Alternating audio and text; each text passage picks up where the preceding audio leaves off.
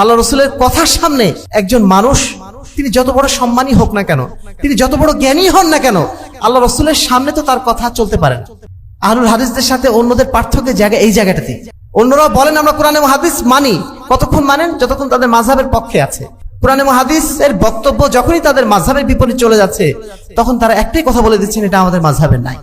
আহলুল হাদিসদেরকেই কেন বলা হচ্ছে এরাই হচ্ছে মুক্তিপ্রাপ্ত দল?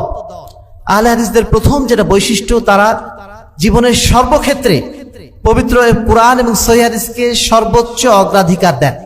কোন অবস্থাতেই তারা কোরআন এবং হাদিসের উপরে অন্য কিছুকে স্থান দেন না। একই দিনে সিয়াম রাখতে হবে, একই দিনে ঈদ পালন করতে হবে। নতুন একটা দলের আবির্ভাব হয়েছেন, এই একটা মাসলা নিয়ে একটা দল। আহলুল হাদিসগণ সর্বদা কোরআন এবং হাদিসকে সর্বোচ্চ অগ্রাধিকার দেন। এর বাইরে যা কিছু আছে সেটাকে তারা প্রত্যাখ্যান করেন, সেটা যত ভালো কাজই হোক না কেন।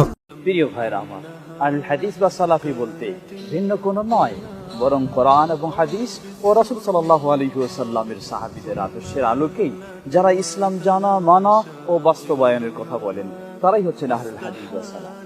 আমরা যেন সকলেই সেভাবেই ইসলামকে মেনে নিতে পারি। আল্লাহ আমাদের তৌফিক দান করুন, আমিন।